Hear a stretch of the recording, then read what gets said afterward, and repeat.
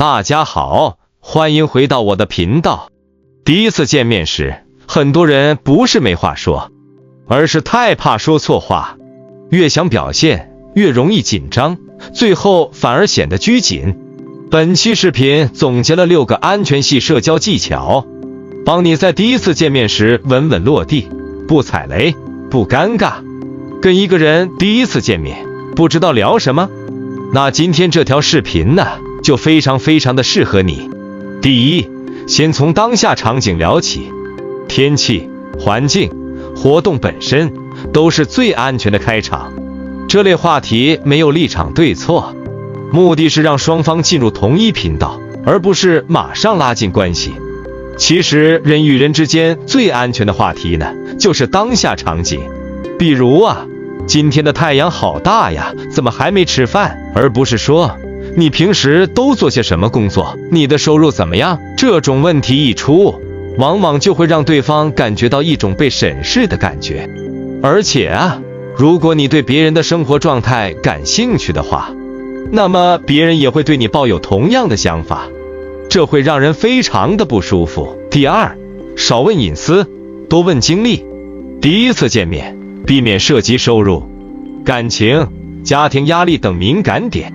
相比之下，你是怎麼開始做這個的？你當初為什麼選這個更容易讓人放鬆？比如說啊，你為什麼選擇這個專業？你是怎麼喜歡上音樂的？這些話題，它不僅能夠拉近兩個人之間的距離，還能讓對方感受到自己是被尊重的。而那些有關於年齡、收入這類的話題呢，就不要去觸碰了。第三，就是用描述代替評價，不要急着下判斷。比如你這個好厲害，先描述你看到的事實，對方會更願意繼續分享，而不是被迫接住誇獎。再比如，我覺得你穿這件衣服更好看，我覺得你做的菜味道很好，比起直接說出自己的看法，這樣的表達方式會讓對方覺得更加舒服。第四，就是控制信息輸出的長度。第一次見面不是展示會，說太多反而給對方壓力。一句話說清楚，再留空間讓對方接話，是更安全的節奏。你有沒有過這樣的經歷啊？就是當你跟一個人聊天的時候，他總是不停地在講，而且還不停地打斷你說話，讓你根本就沒有機會插嘴。這個時候你心裡是不是很着急，很想離開？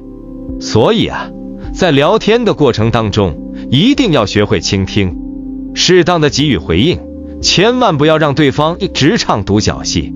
第五，就是順着對方給的線索聊，對方提到的詞往往就是最安全的延伸點，抓住關鍵詞，而不是急着轉到你準備好的話題。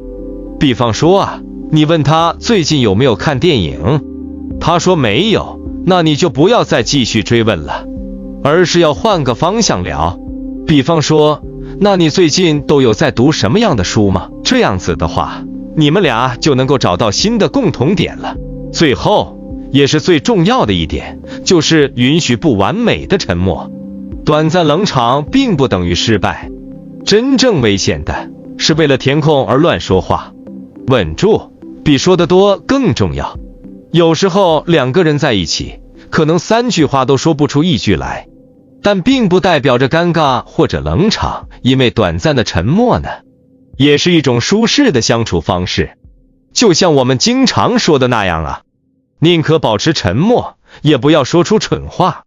所以，當對方沒有話的時候，你也不要去打破這份寂靜，因為真正的默契就是不用言語，也能夠心領神會。第一次見面，目標不是聊得多精彩，而是讓對方覺得跟你相處不累。做到這一點，關係才有繼續的空間。最後啊，如果大家還想學一些其他的情感知識，可以在評論區裡面打出來，說不定下一條視頻就是為你量身定制的哦。如果你喜歡這期內容，別忘了訂閱我的頻道並點亮小鈴鐺。